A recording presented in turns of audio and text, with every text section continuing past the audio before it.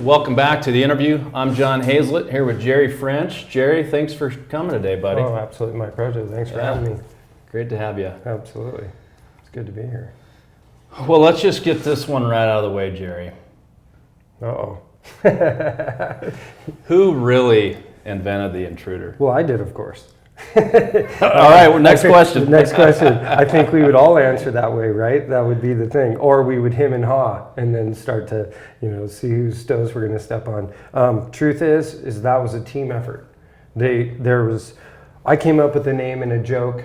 All of us contributed to the actual platform, the shank with the eyes on the bottom, the little loop on the back, the traditional rigging. We all contributed to that, and it was a team effort, And were you guys all working at the same lodge at the time? Yep, or? that's exactly how it happened. I met Ed, I met Deck and I met Ed, and then it was pretty obvious that Ed and I were like on the exact same page. The first dinner I ever had with Ed at Deck's house, he went outside to have a smoke. He said, "Get your fly box." So I went and got my fly box. He went and got his fly box, sat down on the porch. We swapped them. We opened them up, and it was pretty much like we were looking at our own box with a slight variation. So that was really cool for us. But the evolution of that really took off when we went to Alaska. And then I met Scott Howell. And then, Scott and I were real tight and really liked to fish together, kind of saw eye to eye. And then, conjure up BC trips. And that's really where the R&D really accelerated. That's where, there's a lot of validation up there. You use a lot of fish, you can get her done, and so it was real obvious. It allowed us to work really, productive wise on the hook rigging to make sure that it popped loose and, what were good fish friendly hooks and so on. What were the right size flies, because things were crazy. But yes, most definitely a team effort. There might have been some contribution here and there. We all did things a little differently anyway.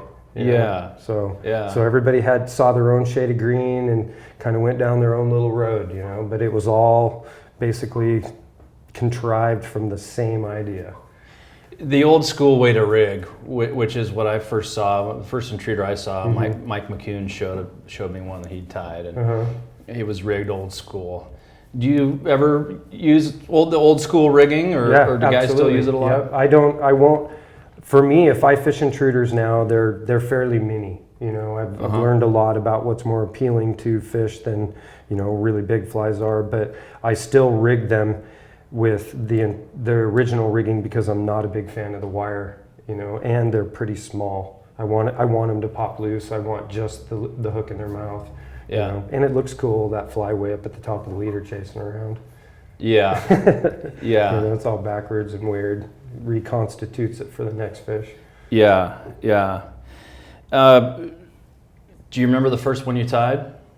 Yeah, I still have it. You do? Yeah, I still have it. What's it look like? It's pink and black, seal fur and heron. It's 3 stations. There's a tail station. It has a Dacron loop with this little crude tag on the back for the rigging. It's pink seal fur, a little kind of a scrub station in the middle, and then a front station, all tinsel body. And there's actually pictures of it up in BC the very first time we used it too, which is kind of cool. And there's also photographs of the conception of the name. It's really weird. I have all this stuff. It's kind of, it's like I can look at that picture and go, yep, that was the moment that, Ed's even giggling, when I did the whole Robbie the Robot thing, from Lost in Space, Intruder alert, that's where it came from. Ed laughed so hard and we just looked at each other and we were like, Intruder, there it is. They're either going to run like hell or crush it, one of the two. Yeah. There's no checking those things. Yeah. They're either fully committed or they're going the other direction. Yeah. That's cool. So if there's ever an Intruder museum, that'll go in it. Absolutely, I still have it, and there's a really cool evolution of some beginning stuff in there too. Like I have mine, I have Scott's flies, I have Ed's flies, I have a log at home, a big cottonwood root you can find them on the Skagit, but they usually get pulverized as kind of river trophies like Holy Rocks, right? And this one is extremely large, and it's got a lot of big rocks captured in it, and of course the cottonwood root's really soft. And this one's about 9-10 feet long with a bunch of rocks captured, and it has tons and tons of retired flies and gift flies from people that I've met along the way. And so it's, Very there's a cool. lot of history in that thing. That's very cool. Yeah, it is. The name Intruder has become kind of a category of flies. Absolutely. And I know it used to kind of bug me when someone would, hey, check out this Intruder I tied. And I just look at it like, that's not an intruder. Yeah, But yeah. it's become, it's become a broad thing, fly that's this big with a trailing hook. Right. How do you define an intruder, and does that bug you at all, or did it, and does it still? It used to bug me Yeah. a lot. We put a lot of ownership into that, and Yeah. in the evolution of that idea becoming public knowledge, there were actually flies stolen off our rods and stuff. I mean, it was a pretty combat commando kind of situation. We used to keep them hidden in our hands, all that kind of stuff. So it bugged me, but imitation's the fondest form of flattery, right? So No that doubt. we looked at it that way as well. There's some productivity in this, and people deserve to have that. And so, but the what does bug me is then when they're misinterpreted, because I've been sitting and tying dirty hose, an obvious string leech pattern, and they're nice intruders, Sure. and that Sure. that evolution of it, that bothers me. You look at, if you want to know what the definition of, get one of Jay Nicholas's books. And then there you go. Jay's got it dialed. He gives credit where credit's due, and he's knocking them out, which is, in my opinion, an intruder. That is the definition. Two stations as sparse as you could get it, large swimming profile. Yep. And if you were to ask Scott Howell this question, it would be the rigging in the back. But we had to kind of open that door up, because the tube became more prevalent in our sport, right? Functional tubes instead of like those big heavy European copper stuff that no one could cast. Once we had functional tubes, now you could tie that on a tube and it's doing the exact same thing. So how is that not an intruder? Sure. You know what I mean? So, the interpretation is open way up, and I'm certainly not going to complain about people calling something wrong when I see such an incredible amount of cool flies out there. What's the biggest intruder you've caught a steelhead on? A legit 8 inches long from the head to the end of the ostrich. 8 inches. And what we did is Ed and I, everything we did was a case study. We never went out and just randomly fished. We were both doing something specific to learn something. And that was always the case. And whoever was the sacrificial lamb in this case would fish the big fly. And the reason for that is that the other guy would be fishing something between anywhere from 2.5 to 3 inches, his prerogative basically, based on conditions. And the other guy would be stuck with this big, huge fly. The one thing the big guy got were devastating takes, but without question, the smaller fly would outfish the bigger fly, sometimes 5 to 1. Yeah. Yep, without question. Smaller flies appeal to more fish. And so I've landed in this 2.5, 3.5 maximum size. Even my king flies in Alaska now are no bigger than 3.5 inches long. And I had some biology friends in our lives that we asked a lot of questions, and those things, all that added up. So, to emulate a squid or a prawn, something big and lifelike, and as close as we are to the ocean, it's possible that our fly is the first thing like that they've ever seen.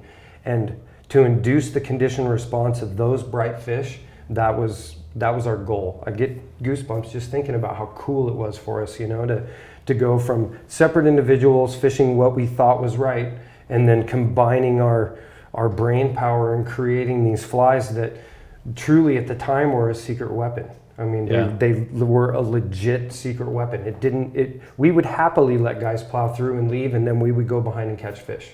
Same thing in BC. It was like we earned what we learned, and it allowed us to get off the bars and start to fish like gear fishermen and plug fishermen like we were before. I love to swing spoons, so that application was obvious, but the places I did it were much different than where I was stuck as a fly fisherman, and I wanted to get back to those places. So the evolution of that whole thing was to get back there.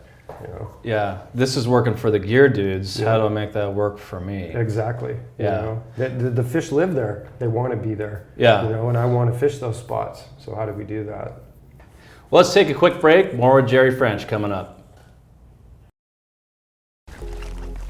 I don't like any of those flies. Are you sure? Yes. What seems to be the problem here, little lady? I don't like any of his flies. Hold my stones.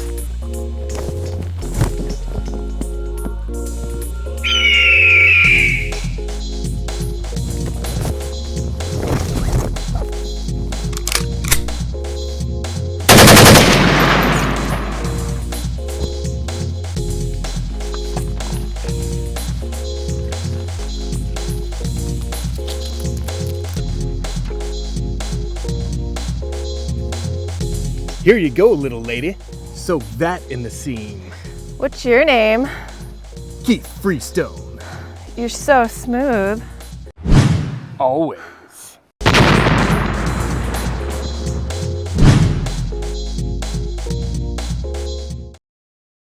We're back with more from Jerry French.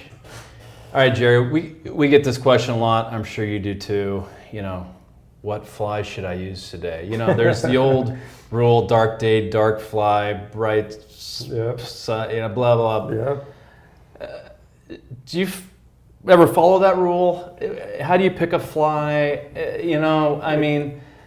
I'm really simple, and it's, like, for example, I don't personally fish a lot of black and blue, okay? But I have a lot of black and blue in my box. And when I was guiding, it's all about confidence, okay? Yep. It's all about that confidence. And if the conditions are such, I will dictate, okay?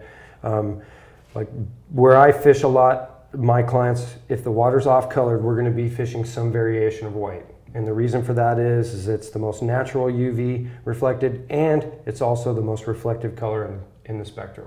So when things get dirty, you're gonna see Jerry go to white. And there's gonna be a variation on white, whether it's gonna be pink or cop car, black and blue, or black and white, but it's gonna be white. And so as far as color goes, I do not follow those rules because I've seen the contrary too many times. Mm-hmm. So for me, it is all about the confidence. And so it's, you know, if you like what's in the box, put it on because you're going to fish it with confidence. And that generally adds up. Yeah. You know? So it is, you know, but I stumbled, I waded through that. I've been mired in that a whole bunch over the years. You know, sure. People talk about it. Clients are like, shouldn't we be fishing a black fly because it's really dirty? Well, for me, a black fly is just opaque. That's what it is to me. And it doesn't absorb any light, or it doesn't reflect any light. It absorbs it all. So I want something in the dirty water that's actually going to reflect and have some presence. But moreover, what's important to me is that it has movement.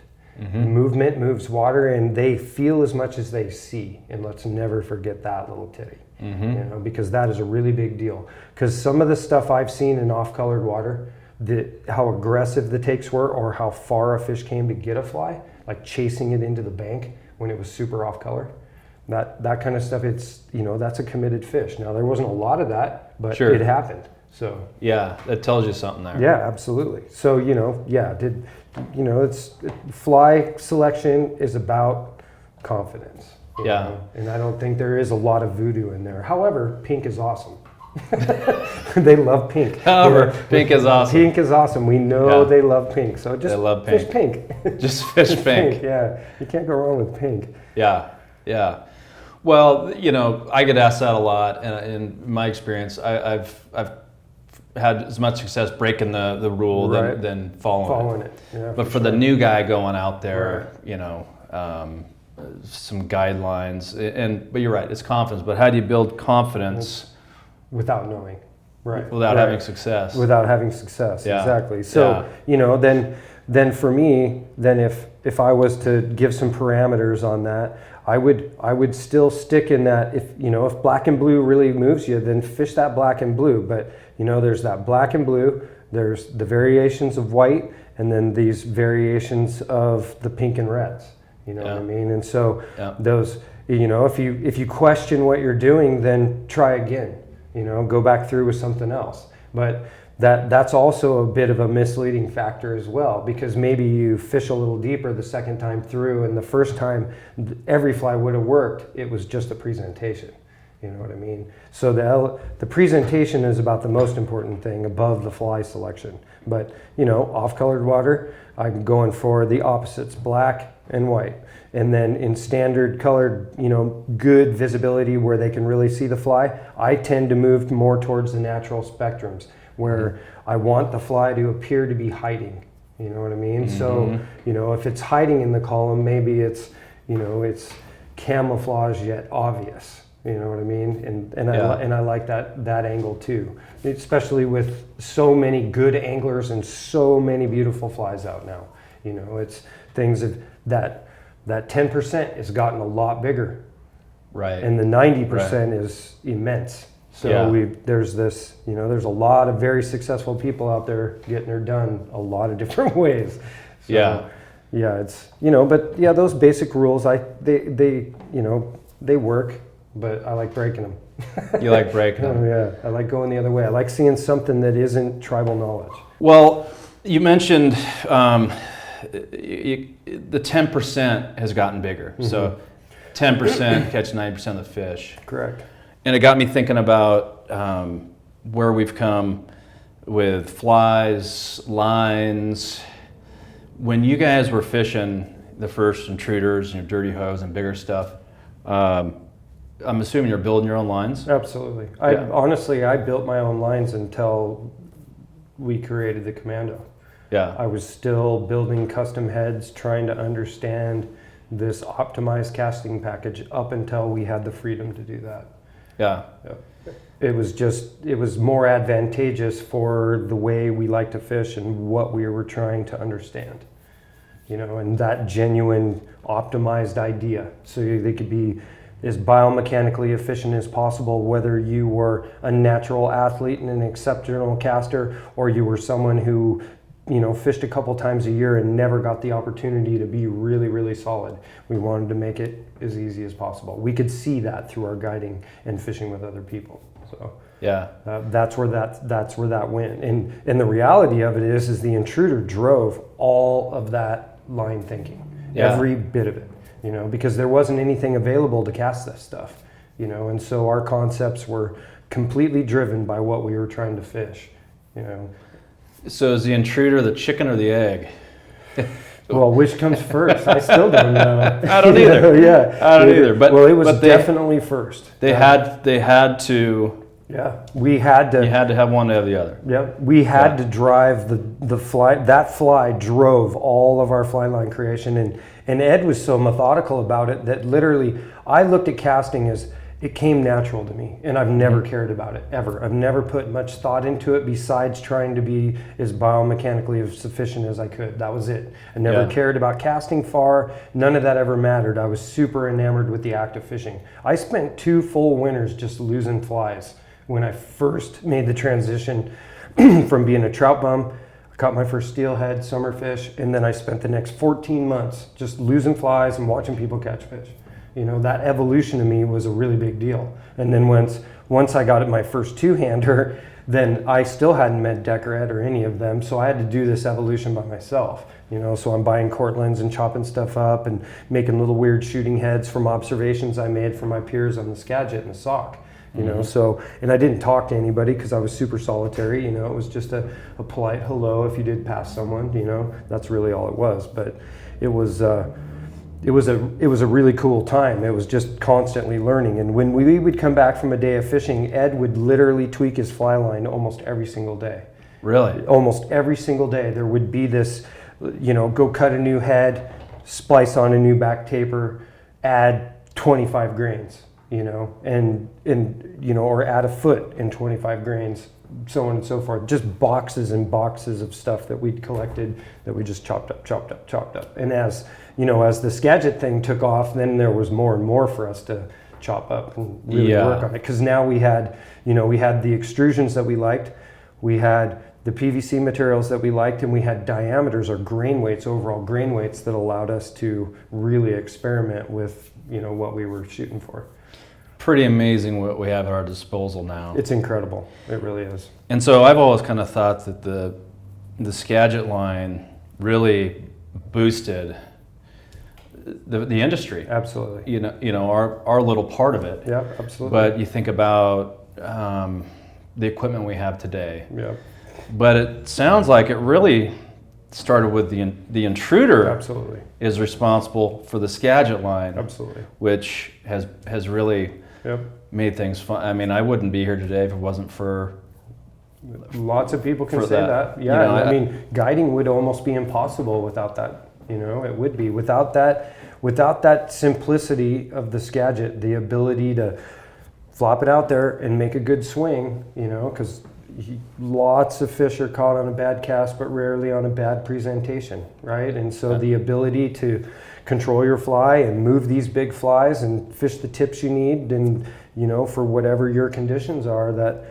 You know, it was a really, really big deal. And, you know, then shortening up these heads too, we learned a lot about current manipulation and fishability, you know, really how functional the line can be as they get more and more compact, you know. But at the same time, there's all these applications of Scandi lines and whatnot. And we're in a point now where we're looking at, you know, ultra compact Scandit style lines that are coming down the pipe that are going to, you know, make all these sub 12-foot rods just glorious to use and super fun. And so, you know, you're not, you know, the two-handed tactics and the applications for fishing aren't just for salmon and steelhead anymore. Right. We can take it anywhere we want. You can go out and swing little soft tackles for brook trout in your little tiddler stream with your 7-foot 3-weight, because there's a Scandit head for that now. You know, that kind of stuff. And, you know, we had to build all that. You know, and George Cook gave us some rod blanks, and Ed and I turned them into, you know, the first sub 12-foot rods that we knew of, and we just pillaged in BC with these things, you know, and it was just like, wow, I want this. This is how I want to fish. You know, this is easy, it's super productive. I can cast as far as I want. It's like a magic wand, you know. Yeah. And I can still fight the fish, you know, responsibly. You know, that's where I draw the line. If the fish is at risk for my enjoyment, that's not going to happen. So we have every rod line combination like you could possibly think of now in the two-handed realm. Like, where do we go from here? You know, I don't know. It's pretty incredible. It is pretty incredible. It's like, you know, it's, you know, there's things like disgusting things we've done, like put a short Skagit head and a piece of T17 on a spinning rod and called it the Maybe Spay. Huck it all the way across the river. That was really cool. It was so fun. Just, you could pitch that thing into the sticker bushes on the other side of the connect dock, you know, and you swing it just like everything else. Sure. You know? But I mean, as far as fly fishing goes, it's really only as limited as people's ability to see something that will work in a way that they didn't think before. You know, because just the two-handed trout game, you know, it's like I talk to my buddies in Montana, and the applications of what they can do with that, you know, it opens up a lot of doors for them. You know, that they're fishing out of the middle of the boat, they're fishing the middle of the river to the banks, and in a lot of cases they would like to be fishing from the bank to the middle of the river, but there was never any way for them to do that with a rod that was the right weight for the purpose. You know what I mean? I don't want to do that with a 9-weight. I don't want to do that with a 7. I want to do that with a legit 5 or 6. You know what I mean? And we're there now. You know, we have real 6-weights that are, you know, in the two-handed applications. We have real trout weight stuff. You know, and I see guys using it for bass. I see guys, once the integrated thing comes along in the trout weights, that'll probably become a norm for them. I mean, why wouldn't they want a snake roll instead of false cast? Yeah, Think about what I think about what we've done is our evolution as a group, as two-handed fishermen. We've opened up a lot of windows. I mean, there's, you know, all of these applications that are, you know, the bass fishing, trout fishing, you know, panfish stuff. All that stuff they can benefit from this idea, you know, and so it's really only as limited as the people who are using it and their ability to see a purpose for it. You know, that's really where it's at. You know, because the guys in the Great Lakes, I've never talked to any of them. I've had conversations online, and when I went there, it was like they had been to every seminar I'd ever done. You know, that's where you find purpose in the madness. You can apply it to what you do. Then, you know, it's just up to you how far it's going to go.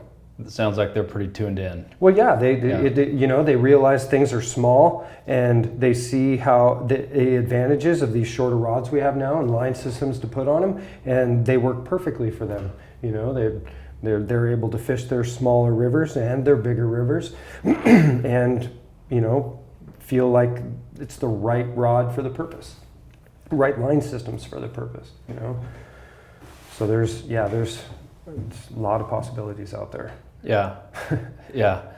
It seems like, you know, working here at the shop, you know, we see the sales, so we know what's going out the door. Right. And the trout spay, trout two-handed stuff is just blowing up. Absolutely. Why wouldn't it? That's why so wouldn't much it? fun. I mean, just to be able to swing in Alaska or swing back home on my Skagit and my sock for my bull trout, my sea run bull trout, and to have, you know, like my Renegade 6-weight and 7-weight. I designed those for, you know, my buddies here in Washington, all my buddies in Montana, and the guys in the Great Lakes, and anybody who wants that short, lovable rod, you know. And I always wanted a legit 6-weight, you know, a real 10'6", 11-ish rod that was a legit 6-weight, something you could go out and you could still huck good, throw something big, but every trout you caught on it was a lot of fun, you know, and that, you can't beat that. I mean, go out and throw little snake rolls for little bluegill back home out of my float tube. I can do that all day long. It's so much fun. And, you know, I'm sure you get asked, well, why spay? Why this? We wouldn't do it if it wasn't fun. Exactly. That's what it comes down to. Super fun. Just going through the motions of this sport, just the two-handed casting in general, and the you know, how versatile it is across the board, out of a boat, you know, wherever, off a dock, you know, it serves a purpose. You know, when I was up in Alaska this summer, silver fishing with a really one of my favorite clients, Ed Novinsky, and you're just fishing with him all day, and he's like, you fill my box, I'm gonna sit here and net for you. And I'm like, really? Okay. And so we post up, and I'm fishing my 11'7", and I'm just parry poking out of the boat down the seam, and I'm stripping back. And 10 fish later, we're off trout fishing. You know, it was wonderful, and it wasn't not one single false cast. All it was just simple little parry poke, launch downstream, strip it back. You know, and there I am applying no overhead casts, I'm catching silvers. You know, everything used to be a single-handed game, and the rod's the right length, the right weight, really fun to fish out of the boat. Poof. You know, and I didn't have to change anything I do, and I got to go chase that. You know, same thing here to there. You know, guys in Montana are doing it now with carp. You know, they're using those little short lines and doing the same thing, just roll casting out of these really tight spots. And you know, with a true Skagit style head, you can still have that delicate presentation that's not so synonymous with legit Skagit. Yeah, it can be a little clunky. It can, In the right hands, it can be incredibly supple. It can be pretty. Yeah. It can be pretty. It can be pretty, but you know, it serves its purpose, and that's where I see the elevation or the evolution of the idea going. Is people, you know, now that people are realizing what's actually capable, that what's possible, what you can do with it, you know, the guys are going to come up with stuff that it's going to blow our minds. You know. Yeah. I really do. I mean, I got a thing on Instagram. Some guy's tying bass jigs with my composite loops, and he's tying musky flies with them. And the reason that he says he's doing that is how durable they are. And he was like, dude, this is the most durable jig building process I've ever done in my life, and I've got it dialed down to where it's super, you know, efficient as well. You know, that's pretty cool to me. That's cool. Find some application, and we're talking about, you know, our terminal tackle brothers finding some purpose in it. So. Yeah, that's pretty rad. Very cool. Yeah. Jerry, thank you. Thanks for everything you've done for this sport. Oh, my pleasure. Really appreciate Seriously. talking to you. Thanks for tuning in, folks. We'll see you next time.